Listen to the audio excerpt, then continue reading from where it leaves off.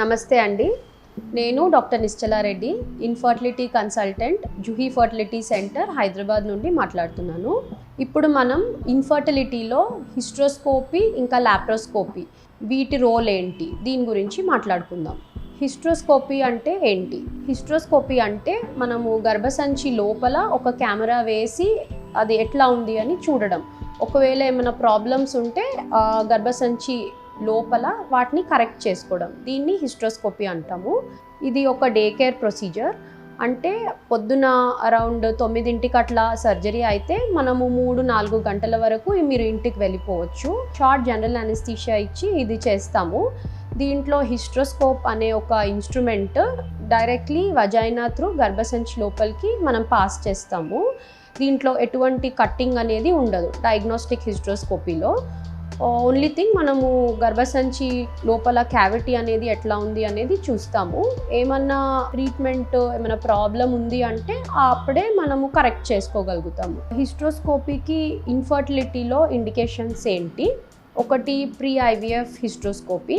ఇది కంపల్సరీ కాదండి అందరికీ, కానీ మనము స్కాన్స్ ద్వారా, అల్ట్రాసౌండ్ ద్వారా అన్నీ తెలుసుకోలేము.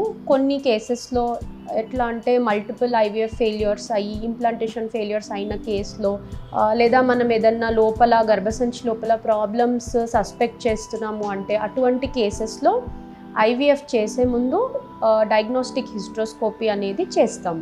దీని ద్వారా ఏదన్నా చిన్న ప్రాబ్లమ్స్ లైక్ పాలిప్ అటువంటివి మనం ఏమన్నా స్కాన్లో మిస్ అయి ఉంటే అవి మనము డైరెక్ట్గా కంటితోనే చూసి ట్రీట్ చేయవచ్చు. ఇంకొకటి ఎండోమెట్రియల్ పాలిప్స్. ఎండోమెట్రియల్ పాలిప్స్ అంటే ఇవి చిన్న గడ్డలు వంటివి. ఇవి లోపల గర్భసంచి పొర నుండి పెరిగే గ్రోత్స్. వీటిని మనము హిస్ట్రోస్కోపీ ద్వారా రిమూవ్ చేయవచ్చు. దీన్ని హిస్ట్రోస్కోపిక్ పాలిపెక్టమీ అంటాము. ఇంకొక ఇండికేషన్ వచ్చేసి ఫైబ్రాయిడ్స్. సబ్మ్యూకోజల్ ఫైబ్రాయిడ్స్ అంటే గర్భసంచి లోపల పొర వైపు ఉన్న ఫైబ్రాయిడ్స్, ఏవైతే గర్భసంచి క్యావిటీని పుష్ చేస్తున్నాయో, డిస్టార్ట్ చేస్తున్నాయో, ఇటువంటి ఫైబ్రాయిడ్స్ని తీయడానికి మనం హిస్ట్రోస్కోపీ చేసి ఫైబ్రాయిడ్స్ని రిమూవ్ చేయవచ్చు. ఇంకొక ఇండికేషన్ వచ్చేసి యాషర్మాన్ సిండ్రోమ్.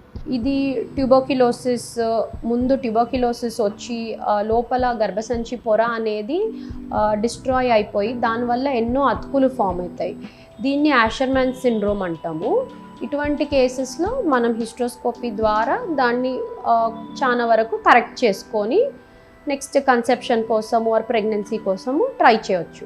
ఇంకొక ఇండికేషన్ వచ్చేసి ఏదన్నా గర్భసంచిలో పుట్టుకతోనే ఏదన్నా ప్రాబ్లమ్స్ ఉండడము, అంటే సెప్టమ్, యూట్రైన్ సెప్టమ్ అంటాము.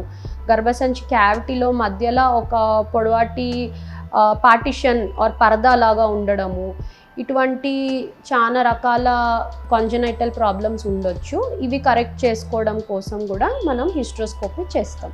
ఇవి బ్రాడ్గా హిస్ట్రోస్కోపీ ఎందుకు చేస్తాము, దాని ఇండికేషన్స్. నెక్స్ట్ వచ్చేసి లాప్రోస్కోపీ. లాప్రోస్కోపీ అంటే ఏంటి? లాప్రోస్కోపీలో మనము పైనుండి ఒక 2 to 3 పోర్ట్స్, అంటే చిన్న 1/2 నుండి 1 సెంటీమీటర్ ఇన్సిషన్స్ ఆర్ హోల్స్ చేస్తాము. ఈ హోల్స్ ద్వారా ల్యాబ్ ఇన్స్ట్రుమెంట్స్ లోపలికి పాస్ చేసి ఆ ఇన్స్ట్రుమెంట్స్తోని సర్జరీ చేస్తాము. Or if it is a diagnostic laparoscopy అయితే ఓన్లీ అబ్జర్వ్ చేస్తాం. ఇన్ఫర్టిలిటీలో లాప్రోస్కోపీ ఎప్పుడు చేస్తాము? ఒకటి డయాగ్నోస్టిక్ లాప్రోస్కోపీ. దీంట్లో మనము ట్యూబల్ పేటెన్సీ, అంటే ట్యూబ్స్ ఓపెన్ ఉన్నాయా లేదా అనేటిది చిన్న టెస్ట్స్, హెచ్ఎస్జి ఇటువంటి టెస్ట్స్ ద్వారా మనము పూర్తిగా తెలుసుకోలేకపోతే డయాగ్నోస్టిక్ లాప్రోస్కోపీ కూడా చేయొచ్చు. ఆర్ వేరే ఇండికేషన్ వల్ల ఏదైనా లాప్రోస్కోపీ చేస్తే దాంతోపాటు ట్యూబ్స్ కూడా చెక్ చేసుకోవచ్చు. దీనిలో మనము కింద గర్భసంచి లోపలికి ఒక డైని పుష్ చేస్తాము. ఆ డై అనేది ట్యూబ్స్ ద్వారా బయటికి రావడం మనం డైరెక్ట్లీ మన కళ్ళతోనే అబ్జర్వ్ చేస్తాం. ఇది ఒక ఇండికేషన్. ఇంకొకటి కామన్గా జరిగే ఇండికేషన్ ఏంటంటే పీసీఓ పేషెంట్స్లో ల్యాప్ ఓవేరియన్ డ్రిల్లింగ్ అనేది చేస్తాము. దీంట్లో ఓవరీస్లో ఒక 3 to 4 holes or punctures laser energy ద్వారా చేస్తాము. దీనివల్ల ఏంటంటే పీసీఓ పేషెంట్స్లో మేల్ హార్మోన్ అనేది ఆండ్రోజెనిక్ ఎన్విరాన్మెంట్ అనేది ఎక్కువగా ఉంటుంది. దీనివల్ల ఎగ్ అనేది రిలీజ్ అవ్వదు నెల. పీసీఓ డ్రిల్లింగ్ వల్ల ఈ ఆండ్రోజెనిక్ ఎన్విరాన్మెంట్ అనేది తగ్గి చాలా వరకు పీరియడ్స్ రెగ్యులర్ అవ్వడము లేదా ఎగ్ అనేది నెల రిలీజ్ అవ్వచ్చు డ్రిల్లింగ్ తర్వాత. ఇటువంటి పేషెంట్స్ కొందరు న్యాచురలీ కూడా after lap ovarian drilling conceive అవుతారు. ఈ ల్యాప్ ఓవేరియన్ డ్రిల్లింగ్ చేసేటప్పుడు కానీ జాగ్రత్తగా చేయడము ఇంపార్టెంట్. మనం ఓవరీని ఎక్కువ డ్యామేజ్ చేయకుండా ఓన్లీ మనం దేనికోసం అయితే చేస్తున్నామో అదొక్క పర్పస్ సర్వ్ చేస్తే సరిపోతుంది. ఇంకొక ఇండికేషన్ వచ్చేసి ఎండోమెట్రియోసిస్ అంటే గర్భసంచి లోపల ఉండే పొర వేరే గర్భసంచి కాకుండా వేరే ఇతర ఆర్గన్స్లో అంటే ఓవరీస్లో లేకపోతే గర్భసంచి వెనకాల భాగంలో ఇలాంటి ప్లేసెస్లో ఉండడం జరుగుతుంది.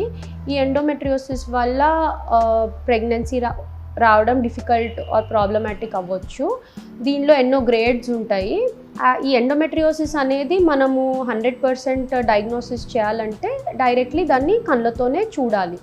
ఇది మనము లాప్రోస్కోపీ ద్వారా ఇది సాధ్యమవుతుంది. సో లాప్రోస్కోపీ ద్వారా ఫస్ట్ థింగ్ ఎండోమెట్రియోసిస్ డయాగ్నోస్ చేయొచ్చు. ఈ ఎండోమెట్రియోసిస్ ఎంత ఉంది అంటే ఏ గ్రేడ్, మైల్డా లేకపోతే మోడరేటా లేకపోతే సివియర్గా ఉందా, ఏ చోట్ల ఉంది, ఎంత ఉంది అనేది తెలుసుకోవచ్చు. And at the same time therapeutic అంటే దానికి ట్రీట్ కూడా చేయొచ్చు. ఒకవేళ ఏమైనా ఎండోమెట్రియోటిక్ డిపాజిట్స్ ఉంటే దాన్ని మనం కాటరీ ఆర్ హీట్ ఎనర్జీ ద్వారా బర్న్ చేయొచ్చు. ఎండోమెట్రియోమాస్ ఉంటే ఇఫ్ పాసిబుల్ రిమూవ్ చేయొచ్చు. సో కొంతవరకు మనము ఎండోమెట్రియోసిస్ని లాప్రోస్కోపిక్ సర్జరీ ద్వారా ట్రీట్ చేయొచ్చు. This is in infertility cases. ఇంకొక ఇండికేషన్ వచ్చేసి హైడ్రోసాల్పింగ్స్ అంటే ఇన్ఫెక్షన్ వల్ల ట్యూబ్స్లో ఫ్లూయిడ్ అక్యుములేట్ అయ్యి ట్యూబ్ స్వెల్లింగ్ రావడం. ఇది మనము అల్ట్రాసౌండ్ స్కాన్లో చూడొచ్చు. ఎస్పెషలీ ఐవీఎఫ్కి వెళ్ళే పేషెంట్స్లో ఎటువంటి హైడ్రోసాల్పింజెస్ ఉన్నప్పుడు ఆ ట్యూబ్స్లో ఉన్న ఫ్లూయిడ్ అనేది గర్భసంచి క్యావిటీలోకి వచ్చి ఎంబ్రియోని ఇంప్లాంటేషన్ అవ్వకుండా ప్రివెంట్ చేస్తాయి. అంటే ఫెయిల్యూర్ అయ్యే ఛాన్సెస్ ఎక్కువ ఉంటాయి. ఇటువంటి కేసెస్లో మనము ల్యాబ్ ద్వారా ట్యూబల్ క్లిప్పింగ్ అనేది చేయొచ్చు. ట్యూబల్ క్లిప్పింగ్లో మనము ఈ ట్యూబ్స్ ఇంకా గర్భసంచికి కనెక్షన్ అనేది కాటరైజ్ చేసి కట్ చేస్తాము. దీనివల్ల ఆ ఫ్లూయిడ్ అనేది క్యావిటీలోకి రాకుండా ఇంప్లాంటేషన్ అయ్యే ఛాన్సెస్ ఆర్ సక్సెస్ అయ్యే ఛాన్సెస్ ఎక్కువ ఉంటాయి.